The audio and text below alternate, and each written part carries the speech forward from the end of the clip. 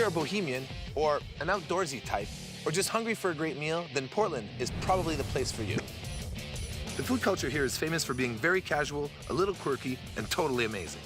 It all comes together on a neighborhood street that's home to some of the most celebrated chefs and memorable food on the whole West Coast. The street's called Division, but the good food keeps on multiplying. It's Southeast Division Street, Portland, Oregon. Come on, let's eat the street.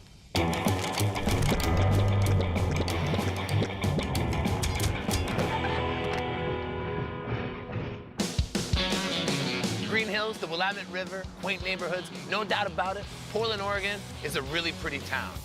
They call it the City of Roses, but it started off as a city of stumps back in the mid-1800s when they cleared space in the timber that was the engine of Portland's economy back then. These days, the lumberjacks have been replaced by high-tech firms and sporting good companies. But the lumberjack plaids and Paul Bunyan beards are as popular as ever. Hey, I'm not getting wet. I guess it's my lucky day. It rains 164 days on average in Portland. But at one spot on Southeast Division Street, there's a little bit of sunshine every day. Chef Jen Lewis is one of Portland's top fine dining chefs. She opened Sunshine Tavern to serve the kind of food she likes eating on her day off. It seems Jen has a soft spot for diner and bar food. You know what? So do I. We're here at Southeast Division, Sunshine Tavern. Tell me a little bit about the restaurant, the inspiration, the vibe. Give it to me all. So we wanted to create Clubhouse, where we wanted to be on our days off. And we wanted a place that was casual, it wasn't serious, but we wanted the food to be really good quality. We wanted to make it from scratch. We wanted to take what we do seriously, but we wanted the environment to be really fun. We wanted to be what we want to do on our weekends. Like playful, good food. Yeah. Tell me a little bit about the dish that we're gonna make here today. We're making a Monte Cristo sandwich with a fried egg on top and Marion berry preserves. Ooh, I'm actually excited to try the dish, and I'm slightly scared at the same time. You should be a little scared. It's ferocious. What do we do to get started? Okay, we take our brioche. It is delicious, locally made buttery brioche. On that, you're gonna put 2 pieces of Swiss cheese on top. Beauty. 4 pieces of ham and 4 pieces of turkey. Top it up, smash that down a little bit so we compress the sandwich a little bit. So, where do I go next? Then we're going to put a skewer on each side, otherwise it would fall apart in our fryer. Got that? Beautiful. All right, this is our batter. It's got equal parts of flour, leavener, salt and pepper, water, a little egg. Easy. Super simple. Drop it right in there? Yep, so we're gonna give it a really, really good bath in here. We're gonna make sure we go on all sides because we kind of want to seal it, right? And just make sure it's evenly coated. Beautiful. So where to? All right, we gotta go to the fryer. Let's do it. Look at that. So what temperature? This is 350. The oil is rice oil. Oh. It's a really unique oil. It's pretty expensive, and it's a big part of our food cost, but I think that it's a really clean oil. You're gonna taste your food, you're not gonna taste fryer. As it starts to get kind of crispy golden brown on one side, time for an egg. Time for an egg. I like to tilt my pan back just for a minute to let it set up so it doesn't get too large. I don't flip it. I like the yolk nice and runny. Yes. It's gonna be like the sauce. Now I'm gonna flip the sandwich. Oh, look at that. She's a beaut. Golden brown, delicious. I'm gonna flip it one more time, and the reason being is once we flip the first side and it was fried and crispy and it's been up, it needs to get really re-crisp for just a moment. Yeah. So it's looking good right now. That looks fantastic. Okay, so now I'm gonna take the skewers out. I'm just gonna twist it a little bit so they come out the sides. A little bit of salt, both sides. And here's the sweet and savory part. A little bit of powdered sugar. Now the egg. Tell me about Marion berry. Oregon is known for a berry called the Marion berry, and it's a cross between a raspberry and a blackberry. Wow. It has a lot of sweetness to it, but it still has the acid tang, so it's really, really delicious. So this is a sandwich that's not for the weak. Yeah, baby. Add some egg. Don't forget the preserves. Don't forget the preserves. Make a mess.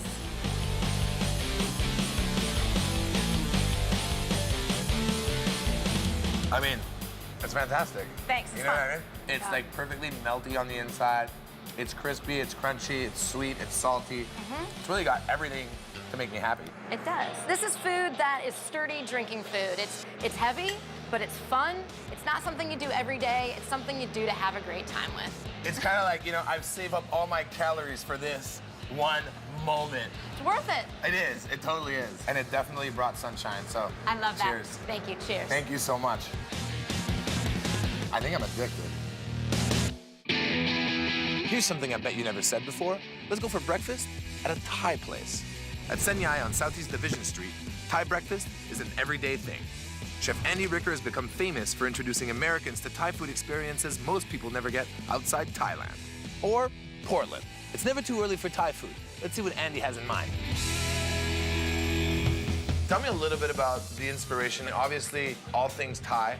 So in Thailand, if you want noodles, you go to a noodle shop. I wanted to have a noodle shop that was evocative and felt like a noodle shop would feel like in Thailand, but had a broader variety of noodles. How about ingredients? There's some things that have to be so specific and so unique to Thailand. Are you able to find everything here? I do have to bring some ingredients from Thailand, typically spices. Luckily, there's a lot more Southeast Asian immigrants here, so a lot of the stuff I need is here, or being grown here. Tell me a little bit about the dish that we're gonna make today. Today we're gonna make jol. Joke? Jol, yeah. Rice porridge with pork balls, and along with that, we're gonna have patam ko, which are like a little Chinese crawler. Jol is the quintessential Thai breakfast. Beautiful. So what do we do to get started? All right, so to get started, we've got the porridge that's already been made. Tell me a little bit about how you make the porridge. The way we make it here, we get really good quality jasmine rice from Thailand. Grind it in a coffee grinder so that it comes out like a very coarse ground. And you bring the water to a boil, and you put the rice in, and you stir for about half an hour, and it kind of gets silky thick. Beautiful. Coming up, a dish called joke that's so good, it's not even funny. Oh, yeah.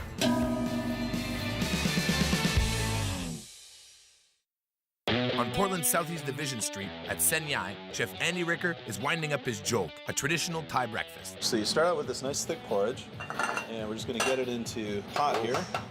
And then we're gonna add some pork stock to it. We use pork neck and pork shoulder. Then we're just gonna crank it up here, get it rolling. We're gonna add just a little bit of soy sauce for flavoring, some of this pickled salted radish.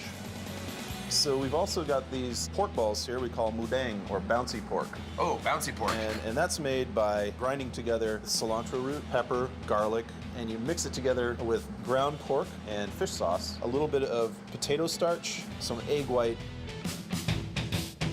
and then you slap it against the bowl. And when it bounces back? It should be kind of springy. Cool, very cool. We also have some white pepper, cut some ginger, and some green onion. We're just gonna add just a little bit of the ginger to the pot. That's starting to smell good already. We're basically done at this point. And we're gonna transfer it into a bowl. Where do we go next? So we got another little garnish we're gonna put on it. These are very, very thin rice noodles that are dry called sen mi. Sen mi. Sen mi. It's very, very thin, like angel Beautiful. hair. We just got some nice hot oil here, and we're just gonna drop it in there, and blammo. Wow. Puffs up real quick. That was awesome. Little teeny bit of crispiness to add to the soft texture. We've also got one egg that we essentially coddle or poach in the shell. And if you do it right, it should just crack open and be this beautifully poached egg. Look at that. And then we're also gonna add some of this ginger, put some of the fried rice noodles, and then finally some of these beautiful green onion. Typically, you'd stir all this stuff together. The egg will go throughout joke and make it nice and rich. Beautiful. I mean, just by stirring this up, I'm getting just a great smell. Oh, yeah. Oh, yeah. That egg really adds kind of that creaminess, and it's really nice and thick, but it's not gloopy and sticky, you know? And if you let it sit for about 10 minutes, it starts to loosen up. Flavor is amazing. Texture is really good. You get the nice texture of the pork, and you can taste the garlic and the cilantro root and the pepper in it. Also, you can take some of these donuts. Just drop a couple pieces. There you go. They're not sweet. They're just kind of savory. So, how do you make these? It's made with a combination of all-purpose flour, tapioca starch, water, and a leavening agent, ammonium carbonate, that makes it rise. And then we just cut it up with a dough cutter and put two little pieces together and drop it into the oil. Beautiful. That's real nice. Wow, that adds great texture. And you're right, it's not sweet at all, just savory. When you think of the quintessential, you know, eggs, bacon, this is really what I'm getting out of this. I'm getting the eggs, I'm getting the porridge, I'm getting the bacon, I've got some fried donuts. It's hitting all those breakfast notes that you're kind of looking for. So, I mean, there's really only one thing to say. Thank you so much. ขอบคุณมากครับยินดีได้รู้จักครับ see. He had me at hello.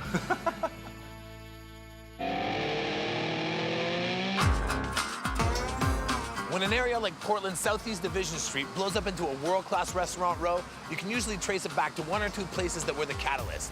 Woodsman Tavern is one of those places. In the kitchen, Chef Andrew Gregory leads a crew of young cooks who take what's basically pretty simple-sounding food and execute it to the next level. Sounds like my kind of guy. Let's go meet him. Andrew, what's up? How's it going? Good, man. Nice to meet you. Likewise. So we're here at the Woodsman Tavern, right off of Southeast Division. Tell me a little bit about the vibe of the place and the food. It definitely has that casual atmosphere. It's what we want, but we want to take the food seriously. Big focus when you come in is our raw bar. And we've got some great oysters in the Pacific Northwest, and we definitely highlight that. Second part is focusing more on meat, whole animal butchery, So you guys, 1 week you get a pig, 1 week you get lamb, whole animal, break it down. head to toe. Tell me a little bit about the dish that we're gonna make today. Today we're going to do a roasted lamb belly with romesco and some fresh snappy pickled ramp salad. Because I've been eating these for about the past hour, yes, they are very fresh and Yeah, delicious. they came out of the garden this morning. So where do we start? Where do we go here? We're going to take this lamb belly and we're just going to season it with salt and pepper. And then we're going to take this romesco. Romesco is traditionally a Spanish sauce, but this is not necessarily a traditional romesco. It doesn't have any bread in it, which it traditionally would. We're making this with olive oil, cashews, some toasted garlic, toasted shallot, a little bit of sun-dried tomato, dates, roasted red peppers, a little bit of Calabrian chili, blended together with salt, sherry vinegar to get this nice texture. We're gonna rub it onto this lamb belly. This looks good. So what's next? We're gonna take a little mixture of sumac and Aleppo pepper. Sumac is a berry typically found in Syria. It's got a real citrus flavor to it, a little sweet. We're also gonna use Aleppo pepper, which has that same citrus flavor to it, but also has a little bit of heat. And I mean, merguez sausage made with lamb. We're doing lamb belly. exactly. It all kind of comes together. Exactly. Beautiful. We'll roll it up. Some twine, we're gonna tie the belly up. All we're doing is really kind of holding it together, make sure those flavors stay in there. And probably one of my favorite things about lamb that's totally different from every other meat is the flavor of that fat. The fat is the best part. That's one of the nice things about getting that whole lamb is that you get all the fat on there. We're gonna take the lamb, put it in our oven, roughly about an hour, about 215 degrees. Beautiful. Let it roast. Coming up, a chef shows me his belly. Right off the bat, I mean, you can see the meat, the layers of fat. I mean, I don't even know why I'm still talking about it. At Woodsman Tavern in Portland, Chef Andrew Gregory's got the lamb belly rubbed, rolled, and roasted. What are we gonna serve it up with? We're gonna serve it up with some salad of the pickled ramps, a wild leek, essentially. One of the most sought-after ingredients when spring comes around, you know? Yeah. Fiddleheads, ramps, asparagus. Exactly. I mean, to me, that means spring. Some raw snap peas and English peas. They're super sweet. I don't know if you tasted one. Yeah, I've only tasted one. A little bit of this yogurt. Take some of this nice purple opal basil that we get from another one of our farmers. It's an heirloom basil. Purple in color, really nice dark leaf, but really kind of tastes like basil. Yeah, great for flavor, great for color contrast. Yeah. A little bit of olive oil, salt, Salt, pepper. a little bit of lemon juice. Mix that all up. So we pulled this out of the oven at 140 degrees. We're gonna let it rest for about 24 hours. I have another one down here that's ready to go. Beautiful. And so it's a fairly rich dish, so we cut a relatively small portion. We'll do about 2 pieces. Oh, Little just- rounds. You can see the skin. When the knife breaks it, it crisps and pops. Oh, that looks beautiful, man. Take this string off, and then we're gonna go ahead and skewer this. We'll brush it with a little bit more of this romesco. The sugars on there are gonna get nice and charred up. Put it back in the grill, a little bit off to the side. Some of that fat's gonna render out. We don't want it to flame up too much. So pop it back in there. Ready to plate? Yeah, we'll take the romesco that we made, just sort of smear that onto the side. Take the salad. Beautiful. So we're gonna pull this lamb out. Looks good. Pop that right on there. And we're just gonna finish it with a little bit of olive oil. Wow. Right off the bat, I mean, you can see the meat, the layers of fat. I mean, I don't even know why I'm still talking about it. Let's dig in. Oh, yeah. This looks great. Wow. What do you think? You know what? Something about the char on this. It's crispy, it's moist, it's smoky. The fat, It's so good. probably some of the best. Delicious. The flavor is just amazing. It's tender, it's crispy, it's juicy, it's fatty. And then, you know, those greens, I mean, I don't think you can get better peas than that. It's the Pacific Northwest spring food in my mind. Man, good job. This is amazing.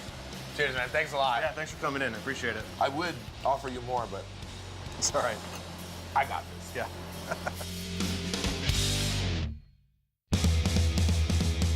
Here in Portland, a lot of restaurants use techniques and influences from all over the world. But sometimes, the best influences are from your own backyard. At Block and Tackle, Chef Robert Lucas has a lot of fun with old-fashioned Oregon seafood dishes that would make your grandpappy say, now that's what I'm talking about. I can hear the fryer from here. Robert, man, what's up? Not much. How you doing? So we're here at Block and Tackle. Tell me a little bit about the inspiration for the place, the food, the menu. Give me the whole pedigree. Block and Tackle is a seafood-focused restaurant. We're kind of the loud, like, raucous seafood house. A lot of bar space, Lot which of I bar space. love. I think most people love to eat at the bar. You get a different experience. Absolutely. It's a little bit more fun, a little bit more relaxed. It's reminds me a lot of my restaurant. If it's loud, dark, and salty, then you're probably at one of my restaurants. So tell me a little bit about the dish we're gonna make today. Today we're gonna make our crispy cod sandwich. Yes. Local cod? Local Oregon ling cod. Wow, beautiful. Where do we go? Where do we start? First, we start with the beer batter. We start with 3 egg whites and 2 whole eggs. Then we take cake flour, add that to our eggs, tapioca starch, cornstarch, a little garlic powder and onion powder, baking powder. We've got beer. This is Scrimshaw. It is a really good seafood beer. I love the stuff. And then this is vodka. Ooh. It evaporates so quick, so your beer batter puffs up really fast. Yeah, a lot of people go like, really? But it's kind of one of those things that really takes it up to the next level. Makes all the difference, absolutely. Beautiful. So this so far is looking good. Coming up in Cod We Trust. Big crispy piece of cod. Oh my God. Oh. For fried cod at Block and Tackle in Portland, Chef Robert Lucas gives his beer batter a shot of vodka. Then you mix it up. You gotta use your hand too. You wanna leave some lumps in the batter. Otherwise Ah. you get a tough batter. It doesn't Beautiful. quite work out right. You know, Portland, they make everything by hand. That's right. Bicycles, shoes. So we've made our batter, hand mixed. Hand mixed, Very gotta be. important. Now where do we go next? Now we take the cod and we place it in these potato flakes, which are here to help the batter adhere to the fish. Get it coated real good in the batter, and then we take it over to the fryer. How long, what temperature? 375 for about 3.5 minutes. Now we take the bun. It is a brioche bun. Grab some of every chef's favorite ingredient here. Butter. And we take our cast iron pan here, It's all good. get that on there. And I mean, typically brioche is full of butter already. It's kind of flaky. And when it hits the heat, it just comes to life. You know what I mean? Absolutely. With that extra added butter, I mean, this looks delicious. Now, where do we go next? We go with tartar sauce. Ah, we do beautiful. house-made tartar sauce here. What goes in the tartar sauce? So we use Kewpie mayonnaise, which is a Japanese mayonnaise, and we put sugar, white pepper, pickles. We put some of that pickling liquid in there as well. Dijon mustard, salt, of course, and that's about it. Get that on there, a nice big bunch of tartar sauce. Yeah, baby. We're gonna take some iceberg lettuce, red wine vinegar, take a little tomato here. Gotta salt your tomatoes. Yes, sir. We grab our fish out of the fryer. Let's do it. Nice and crispy. Nice big crispy piece of cod Beautiful. right on top of that. Oh my God. Oh. We're going the totally American style fish sandwich here. American cheese, gotta have American cheese. Then bun on top, steak knife, because that's not gonna make it out to the table without Wow. it. I have nothing to say, but yes. Visually, you know this is gonna be good. I mean, it looks phenomenal. Yep, this is happening. Cheers, man. Do it. It's fantastic. This is kind of like in your face. You know what you're getting into, and you can't wait. It's as good as I thought it was gonna be, and I can see every layer of ingredient. I can taste everything. The cod is obviously perfect. It's crispy, it's still moist, it's not dry. The bun off is the where hook, it's yeah. at. Just slightly sweet, buttery, crispy on the inside. There's a tartar sauce in there that adds just a little bit of vinegar. It's all these really comforting things kind of coming together. People talk about farm to table. I'm thinking ocean to face. Ocean to face. I'm gonna use that.